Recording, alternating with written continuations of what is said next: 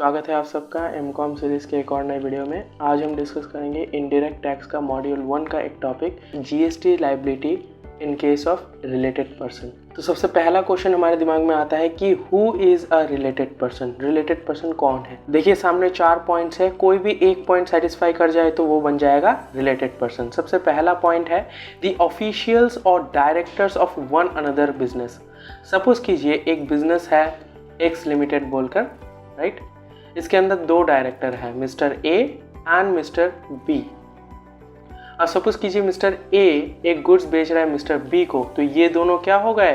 These 2 people are related persons, right, because ये X limited के ही ऑफिशियल्स हैं या फिर एक्स लिमिटेड के ही डायरेक्टर्स हैं। अब हम चलते हैं पॉइंट नंबर 2 पे। The persons who are legally partners in a business. एक बिजनेस है, सपोज कीजिए ABC LLP, ये पार्टनरशिप है। So all these 3 persons are related persons. Mister A अगर मिस्टर बी को कुछ बेचता है तो he will be consider under related person. GST liability उसका अलग से ट्रीटमेंट होगा जो अभी हम सीखेंगे, राइट। पॉइंट नंबर 3 पे चलते हैं। The persons who are employer employee. Suppose कीजिए मिस्टर एक्स जो है मिस्टर वाई को एक चीज बेचता है, एक गुड्स बेचता है, और यहाँ पे मेंशन कर दिया जाता है कि mister X is the boss of mister Y. तो यहाँ पे ट्रीटमेंट वैल्यू ऑफ सप्लाई कुछ अलग होगा। और हमारा लास्ट पॉइंट है the persons who are members of the same family. Suppose कीजिए कोई भी member of the same family अगर गुड्स सप्लाई करता है एक दूसरे को, so they will be considered as related persons, right.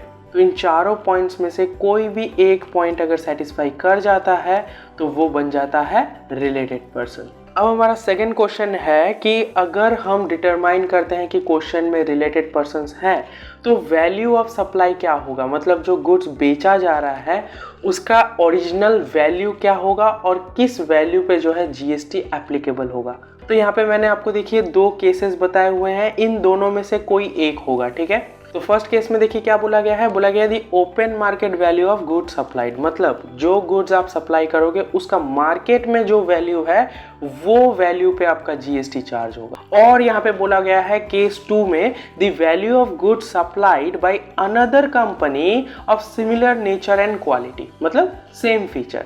तो यहाँ पे आपको 2 केसेस मिल जाते हैं, जीएसटी कैलकुलेट करने के 2 केसेस मिल जाते हैं। एक है ओपन मार्केट वैल्यू का ले लो, यानी कि मार्केट में जो दूसरों के लिए जो वैल्यू है उसी वैल्यू पे आपका जीएसटी चार्ज होगा। या फिर ये आपको अगर नहीं दिया गया है तो आप क्या करोगे, अनदर कंपनी का देखोगे कि जो वो गुड्स बेच रहा है वो कितने में बेच रहा है, ठीक है।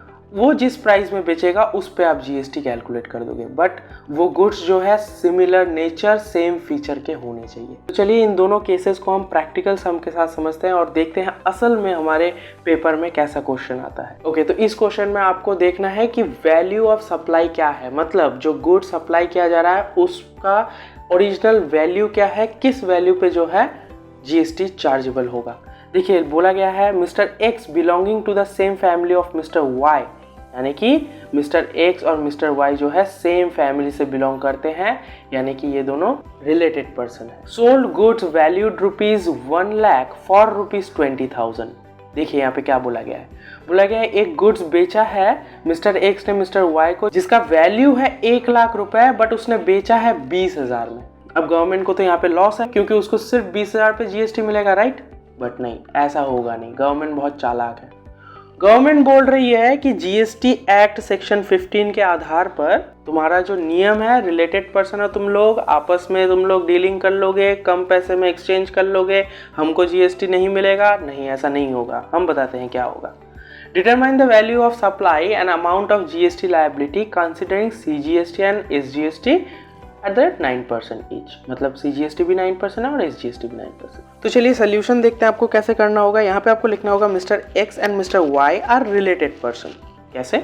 Because they are the members of the same family. Since the open market price is mentioned in the above context, यानी कि ऊपर लिखा हुआ है कि इट इज वैल्यूड ₹1 लाख, तो ये ओपन मार्केट वैल्यू आपको दिया हुआ है। Therefore the value of supply, मतलब आपने जो सप्लाई किया है, मिस्टर एक्स ने जो मिस्टर वाई को जो सप्लाई दिया है उसका वैल्यू क्या होगा, उसका वैल्यू होगा will be the open market value that is ₹1 lakh, not 20,000। आपने जो 20,000 सिर्फ दिखाने के लिए एक्सचेंज किया है वो आपका वैल्यू नहीं है सप्लाई का। हम तो जीएसटी लेंगे इस पे, हम 1 लाख पे जीएसटी लेंगे। Hence the amount of GST liability payable by mister x will be CGST 9% of 1 lakh, 9,000 देना होगा उसको, और SGST 9% ऑफ 1 लाख, 9,000 देना होगा मिस्टर एक्स को, राइट। ये आपका टोटल जीएसटी लायबिलिटी हो गया, दैट इज ₹18,000 मिस्टर एक्स देगी किसको, गवर्नमेंट को। चलिए अब हम आ गए हैं सेकंड केस में, जहां पे हमको ओपन मार्केट वैल्यू जो है नहीं दिया हुआ है, राइट। तो हम कैसे सॉल्व करेंगे सम को देखते हैं। Mister A and mister B share superior subordinate relationship. Superior subordinate आपने पढ़ा होगा, ये कुछ नहीं एम्प्लॉयर एंड एम्प्लॉय रिलेशनशिप है। Both of them belongs to different states. Okay, यहाँ पे आपको बोल दिया है डिफरेंट स्टेट्स में है, यानी कि IGST एप्लीकेबल होगा। अब यहाँ पे बोला है मिस्टर ए यानी कि जो बॉस है, he sold goods to mister Y, यानी कि जो कर्मचारी है ना, जो सबऑर्डिनेट है। इतना नहीं समझना है कौन बॉस है कौन सबऑर्डिनेट है, बट फिर भी मैं आपको क्लियर कर दे रहा हूँ। Okay, mister A sold goods to mister Y for ₹94,000। Okay, the open market price of this product is not available. Okay, यहाँ पे बोल दिया है कि भैया ओपन मार्केट प्राइस तो हमें नहीं पता इसका, इस गुड्स का मार्केट में क्या प्राइस है वो हमें नहीं पता। चलो कोई बात नहीं, but another company is selling a product with same features. ये जो 94,000 का गुड्स बेचा है ए ने मिस्टर बी को, सेम फीचर्स के साथ एक और कंपनी जो है मार्केट में एक प्रोडक्ट बेच रही है, बट उसका प्राइस चार्ज कर रही है 1,40,000। The rate of IGST is 18%। Okay, determine the value of supply and the amount of GST liability. तो देखिए सोल्यूशन कैसे करना है, आपको सबसे पहले इन्हें बताना है कि ये रिलेटेड पर्सन है कि नहीं, अगर है तो कैसे हैं, तो चलिए समझते हैं। Here mister A and mister b are related person. क्यों? Because they are in a relationship of employer and employ. Okay, since the open market value of the product is not given, therefore the value of supply मतलब mister A ने mister B को जो goods बेचा है उसका original price क्या है, value of supply will be the value of similar kind of product with the same feature by another company, वो है ₹1,40,000।